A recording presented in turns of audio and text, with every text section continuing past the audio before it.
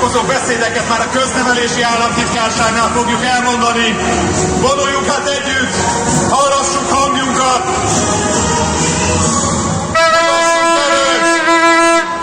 Vonuljuk együtt a parlamenthez, és április 3-án pedig be egyenesen a Nemzet templomába, a Magyarország Gyűlésbe. Gyertek, tartsatok velünk!